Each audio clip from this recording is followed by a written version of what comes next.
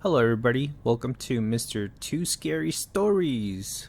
Like, share, and subscribe if you haven't. Watch out and take care. Also, remember to stay spooky. I'm not the type that believes in ghosts. When I was younger, I would think that ghost stories were made up by adults to scare children for bed, and nothing more. A lot of my friends would claim they would see a ghost here and there, but to me, I think it was probably just their imaginations playing tricks on them. But that was all about to change. Just because you can't see them doesn't mean they don't exist. I started working security about a few years ago. The job didn't pay well, but it kept the family fed and a roof over our heads. My job was on call, and my boss would often call me and give me the location of the work for that particular day. One time, I get a call from my boss that we've been contracted for an overnight stay at a funeral home, and since it was overnight, there was going to be an extra pay in it for me. I asked, which funeral home was it going to be at, and he replied, it's going to be at Fenderson Family Memorial. I've been there before on a few occasions, and I like working funeral events, because nobody bothers you and it's mostly relaxing. It's not like anyone's going to try and break into a funeral home, right? It was easy money, so I told him to go ahead and sign me up. I arrived at the funeral at about 10 p.m. The majority of the guests had already left. I met with the owner of the funeral home, and he told me he was going to be back in the morning to check up on things. He gave me a set of keys and then left. Everyone was leaving at this point, and I figured I better start locking up for the night. I went to secure the front doors first, and as I was trying to figure out how the damn lock works, someone tapped me on my shoulder. When I turned around, it looked like it was an elderly man in his 50s or 60s and was dressed in a dark suit. He said, "Excuse me, young man, but have you seen my family?" I thought to myself, I don't even know who this person is. I replied, "I'm sorry, sir. I don't know who your family is or what they even look like, but it seems like a lot of people had left already. Did they leave you behind?" And then he replied, "They probably forgot about me. Do you have a cell phone by any chance that I can use to call them?" I then handed my cell phone to him, and he dialed away. He had the phone up to his ears and started pacing back and forth. I went back to trying to lock the doors, and once I got the doors closed and secured, the elderly man tapped me on my shoulders and handed me my phone. I asked him if anyone was coming to pick him up, because the owner didn't want anyone on the premises after dark.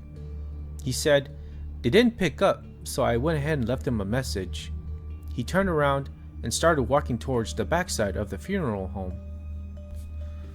I tried to get his attention and told him the exit was this way, pointing towards the gate that led to the main road, but he turned around and smiled and told me he knew of a quicker way to get to his house, because he didn't live too far from here. I mean, where the old man was headed, there was an emergency gate in the back that automatically locks upon closing, but hardly anyone ever uses it.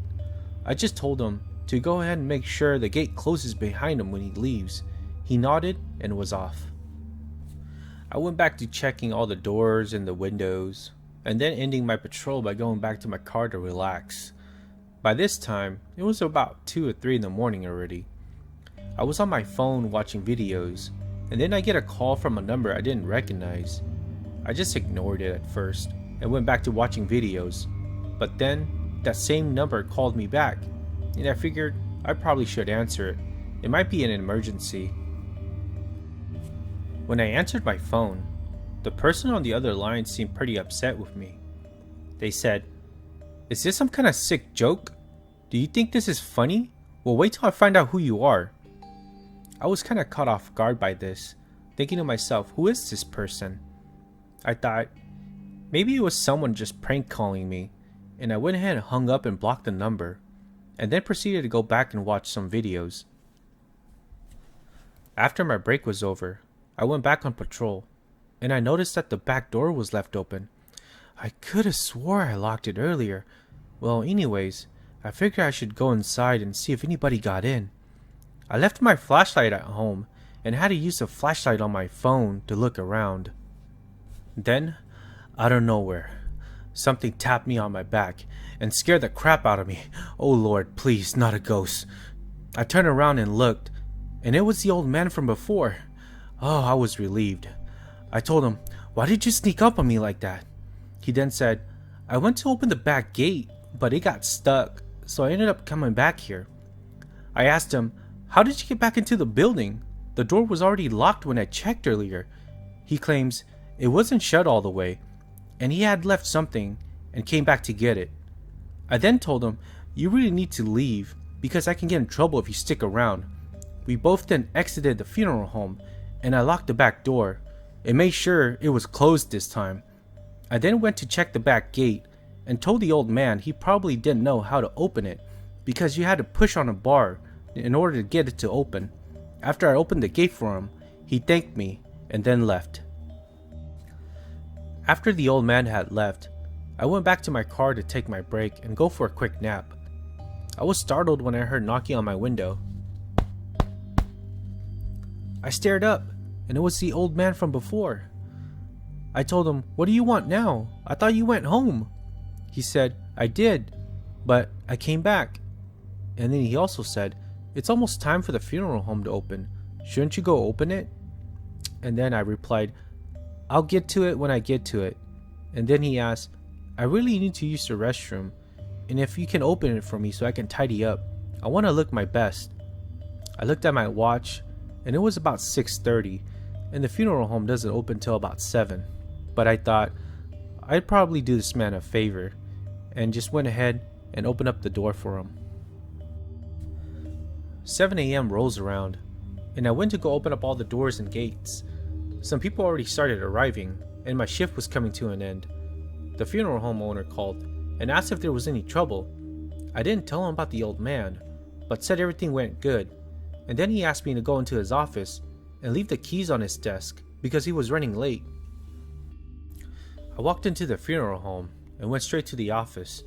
I dropped off the keys on the desk and took a picture of it on my cell phone to confirm. I then proceeded to walk out, and as I was walking out, glanced over to look at the pictures of the deceased.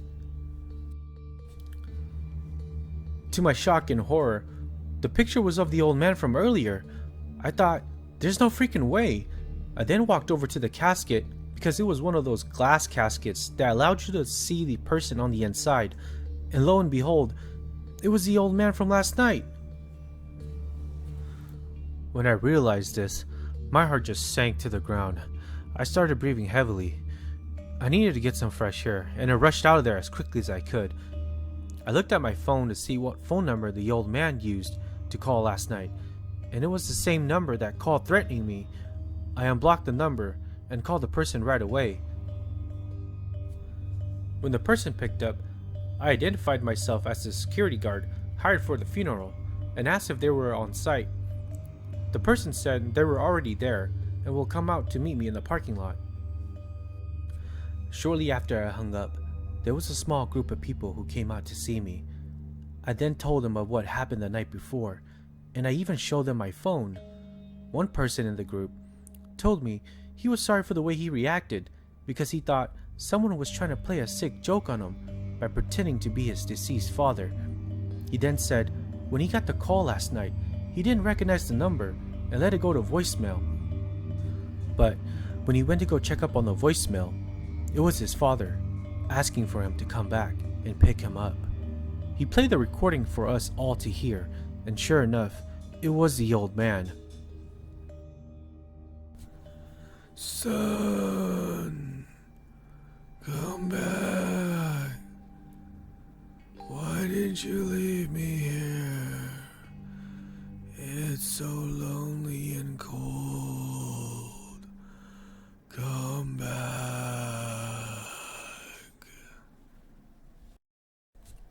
He then told us that the night before, he heard somebody walking outside his house. He didn't catch a glimpse of the person, but heard them knocking on his windows. He went to go look around, but didn't see anybody in the area. I then told the group, this is all too freaky for me, and proceeded to leave. I then called my boss and told him I was done with my shift, and then drove off. I stopped working funerals after this encounter, because at the end of the day, they don't pay me enough to deal with ghosts. Like, share, and subscribe for more content like this one. And always remember to stay spooky. This is Mr. Too Scary, signing off.